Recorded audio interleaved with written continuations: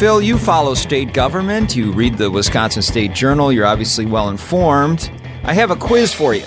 Okay, good. Well, just so you know, Scott, I have to be well-informed. It's part of my job. I'm not sure I would be if I wasn't a cartoonist. I'm not sure if this is a trick question or not, Phil. Here goes. Who is the governor of Wisconsin? As a letter writer said today, Tony Evers, I'm sorry. You're right. It's Tony Evers. He just gave his third State of the State speech. It has to be the strangest speech I've ever seen, and I've been to multiple State of States in person, and I've watched plenty on TV. It was virtual, and then afterward, the Speaker of the Assembly, Robin Vos, stood up, kind of in the way that a governor does, and gave his own speech. He spoke in the Assembly chamber where the governor usually speaks, not from the podium where the governor usually speaks, but from his chair in the back of the podium.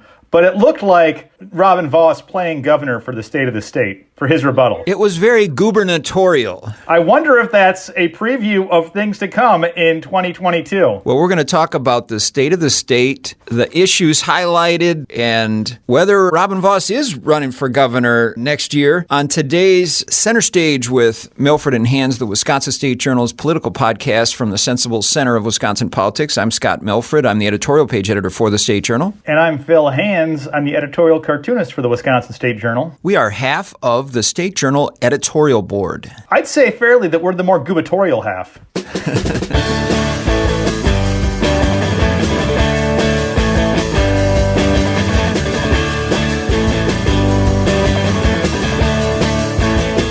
All right, so the reason this was unusual is the reason why so much is unusual these days. It's COVID-19, and they couldn't pack both the Senate and the Assembly into the Assembly chambers along with an audience the way they usually do. You got to stay 6 feet apart.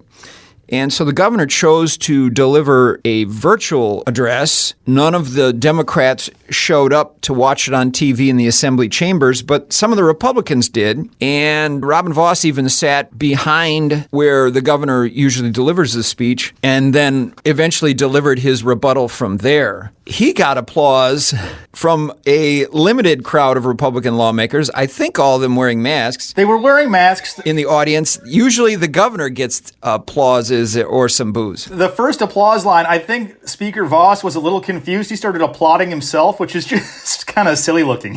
I think that's a Trump thing where he would kind of applaud himself. Well, we all know that Trump does the classiest things. In any case, Tony Evers is right. His speech was mercifully short. A lot of times these things drag on forever. Evers doesn't drag on. All of his State of the States have been like 20 to 30 minutes tops. Yeah. I don't think he likes speaking in public at all. No. The less the better. I will say this speech was less boring than other State of the State speeches he's given because it was interspersed with pre-recorded video. So he would talk for about 5 minutes, and then they'd play a clip that was done by his staff, sort of showing how great he's been. And that part, breaking up his boring speech with those clips, made the speech less boring. If someone had said then, after visiting all 72 counties my first year in office, last year we'd only be visiting each other virtually and learning to use a thing called Zoom. If someone had said then that in a year's time, we'd lost more than 5,000 of our family members, friends, and neighbors due to the worst public health crisis in a century, we wouldn't have believed them. I said then that the year would challenge the depth of our empathy and the strength of our selflessness, and it did, but in more and different ways than we could have ever imagined. Just take a look. First, tonight, I'm calling a special session of the legislature next week to take up legislation to invest in our farmers, agriculture industries, and our rural communities. Tony Evers wants to put $250 million into our state's education. As Amy Reed shows us, legislative leaders have other plans for that money. It is a tragedy for Milwaukee, yes, but it's a tragedy for the entire state of Wisconsin. Wisconsin has its first confirmed case of the coronavirus. Today, I have declared a public health emergency to address the outbreak. Tony Evers says all K-12 schools statewide will close beginning next Wednesday. And the Wisconsin State Fair is also canceled this year, which is... It wasn't just videos. They were actually editing what he said. I think they tightened up his speech a little bit. And then they added some sort of info commercials, which, I don't know, I guess they're okay. It's not the first time a governor has done something like that. The sign language lady down in the corner was way more animated and entertaining than the governor was. He just kind of speaks in a very plain kind of monotone. Wisconsin has a long history of boring governors, and Tony Evers might be the most boring of them all. And I say that in a good way. When we live in the world of Trump, having a boring politician who's not saying outlandishly ridiculous, undemocratic things, I say that's a good thing. And I would say Robin Vos could take a page out of Tony Evers' book and maybe drop some of the Trumpiness. Yeah, good old boring Tony Evers. If on a scale of 1 to 10 for flashiness or charisma, I'd probably give him a 1 or 2. But along with that dryness and plain-spokenness, I'd give him like an 8 or 9 for honesty.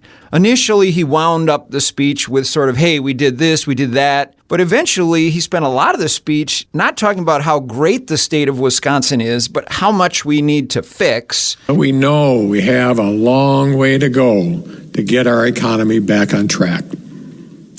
And unfortunately, many of the challenges of 2020 will no doubt carry into this new year. But as we reflect on these challenges, the magnitude of what this past year presented us, and the work we did together to prepare, adapt, and respond, let us also remember to grant ourselves grace, to permit ourselves perspective, to recognize our own resilience. He did a decent job of pushing his agenda to increase broadband in rural areas. He's talking about spending $200 million in the next budget on that, which is 4 or 5 times what we spent the last time. According to the FCC, more than 430,000 people who make up 25% of our state's rural population lack access to high-speed internet. Our state ranks 36th in the country for accessibility in rural areas. So tonight, I'm excited to declare 2021 the year of broadband access. He called for a special session on unemployment, on getting the system faster and better for unemployed people. That, of course, has been a colossal mess for him. He would say that the system was antiquated because Republican and Democratic legislatures before him left it to rot, and he was stuck with it during this unprecedented pandemic, and it couldn't work. Republicans have said it was poor mismanagement. My hunch is it's a lot of both. There was this really out-of-date system, and they did a lousy job of managing the out-of-date system. Yeah, there's a lot of evidence that the computer system and how they did things was outdated, and they got more unemployment claims in a few months than they had gotten in the last 4 years combined. So there was going to be a backlog, but he did get rid of, or at least accept the resignation of his cabinet secretary in charge of it. So obviously there was some management issues, unless he's just creating a fall guy. My point is, though, he really hit that issue and said, let's fix it. And the third thing I thought he hit pretty good, which Vos completely ignored, was the gerrymandering issue. The voting districts need to be redrawn for Assembly and Senate and congressional districts before the next election, and that's shaping up to be quite the judicial battle. And Evers does want a neutral system, unlike the Republicans. Folks, it's time we look to the people, not politicians, to draw maps that are fair and impartial. It's not surprising that Vos ignored it because he holds a very minority position viewpoint on redistricting. 70% of the people of Wisconsin, including a lot of Republicans, think the way we draw maps is undemocratic and horrible, and Vos thinks it's great because it maintains his stranglehold on power in the Assembly. Evers also stressed the need to focus on COVID-19, but when Vos spoke, of course, he brought up an issue that we're writing about in Sunday's editorial, how slow the vaccines have been rolling out in Wisconsin to the people who need them. What's even more concerning than the unemployment situation is the governor's COVID vaccine distribution plan, or frankly, lack thereof. A recent report showed Wisconsin ranked 10th of the 12 Midwest states for vaccine distribution. Wisconsin doesn't have a comprehensive rollout plan, few know where and when they can get a vaccine, and all of us deserve answers. With lives literally on the line, this is absolutely unacceptable. There seems to be no sense of urgency with the Evers administration. They've had months to develop a plan, and a subcommittee is still deciding who should get the vaccine next. Wisconsin is an embarrassment compared to other states. The Evers administration is going to get some well-deserved flack for this because it does seem like it's sort of liberals overthinking a pretty simple problem, which is, get the vaccine into people's arms and worry a lot less about making sure the absolute most perfect person gets the vaccine in the absolute most right order, which is sort of what the egghead liberals in Madison are doing right now. And there's just too much vaccine sitting in people's freezers across the state. During Vos's gubernatorial-ish speech, that's not a word you use every day. It's just a hard word to say. He's really good at sensing where the underbelly of weakness is in the governor, and he castigated the hotline for unemployment insurance. Less than 1% of the calls were answered. That was in a state audit. So he brought that up. That is a big screw up. He brought up that prisoners under the Evers administration may get shots before your 65-year-old grandmother. I have a feeling that Robin Vos's grandma's a lot older than 65. That's a good talking point. I'd just as soon we get the vaccines out the door and not really worry who they're going to, have some priority, but not rigid priority, which seems the way it's going now. Vos would rather fight over and score political points on the vaccine rollout as opposed to just make sure it gets out there. He sort of implied that new Senate Majority Leader LeMahieu was wrong to compromise with the governor on a COVID-19 bill. He seemed to criticize that, and that's one of the few areas we've seen some compromise. As Vos said in this speech, we're not going to compromise our values. There's a difference between compromising on principles and compromising your values. And Evers isn't asking anybody to compromise their values with a COVID relief bill. It'll be interesting to see if Vos remains as the dominant Republican voice in Wisconsin as long as Tony Evers is governor, or if LeMahieu kind of finds his footing and sort of like Fitz did. I mean, Fitz was a little more understated than Vos. Is LeMahieu just going to kind of let Vos be the face out there, or is he going to eventually here jump in head first? We'll see. I'm also curious to see if Robin Vos really does want to run for governor here at some point. He was trying to look like a governor. It sure looked like it on Tuesday night. Remember, he could have run for Congress in the open 1st Congressional District back when Paul Ryan left, and he chose not to. Now, maybe he didn't think he could beat Brian Stile, the Paul Ryan clone, who easily won. Paul Ryan light. He passed on running for Congress, and those opportunities don't come up very often. Vos had a much better shot of winning that congressional seat than he does becoming governor of Wisconsin. He's going to have to run statewide, and he's been running the Assembly, which is not the most popular body in Wisconsin. State legislatures are never popular with a majority of the people. They aren't held in high regard. He's been running it for the last, 10 years? I mean, he's the longest serving Speaker of the Assembly in state history.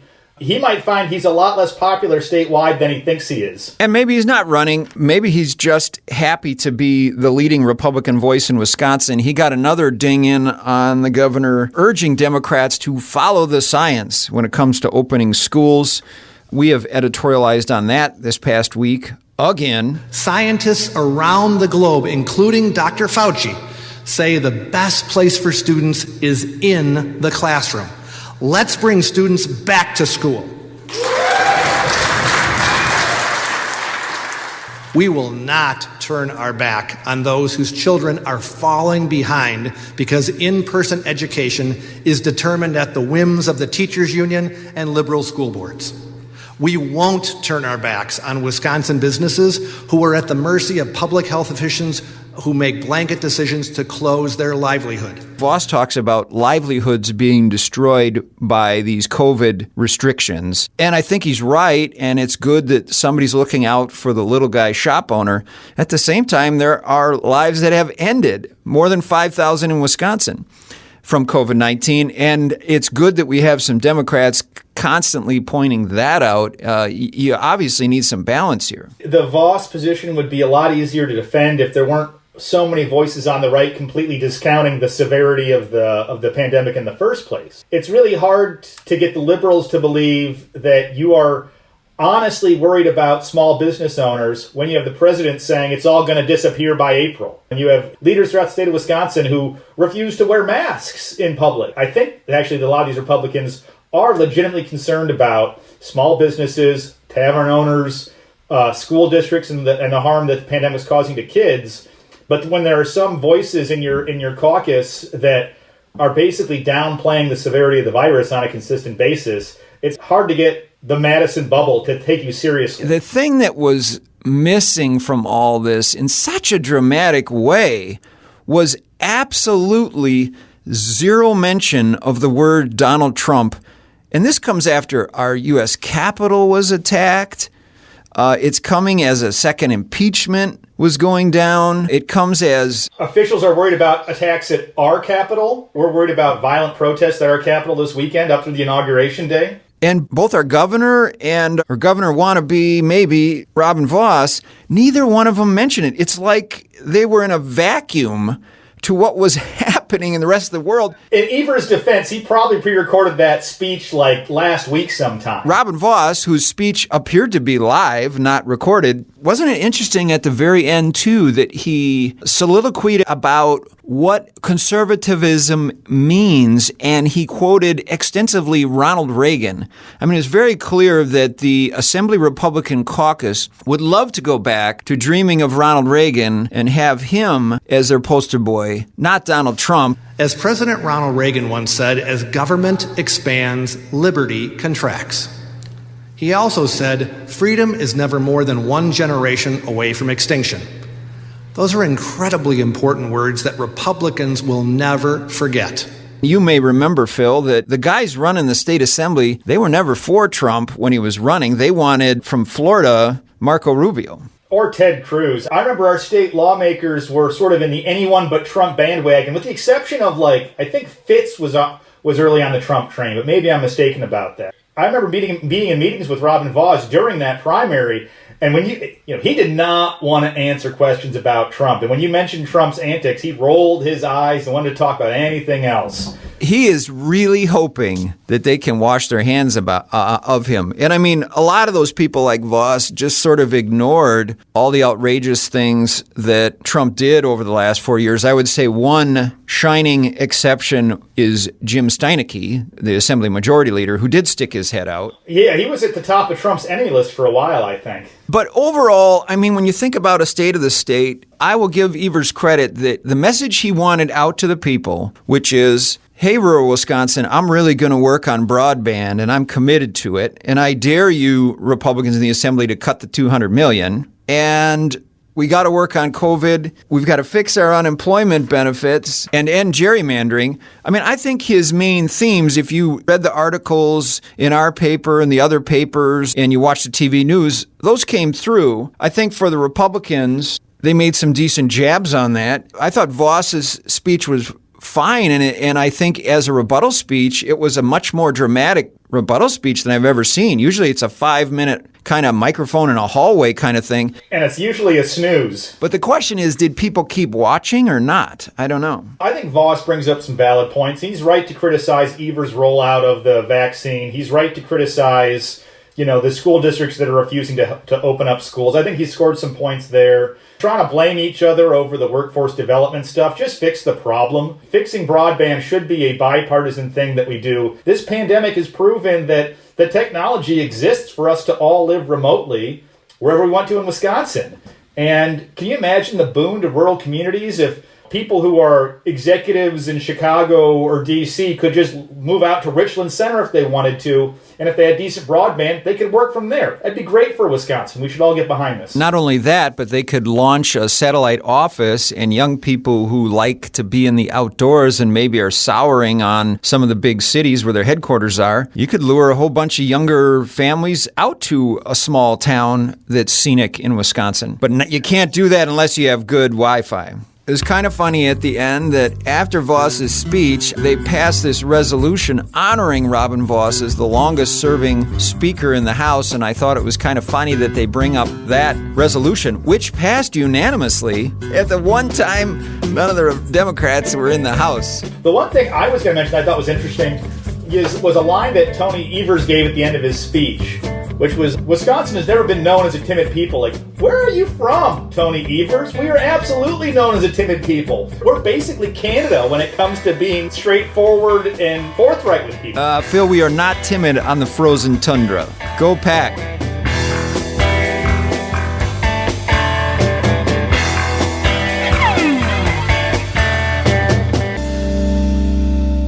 Our theme music is by Tube Tester.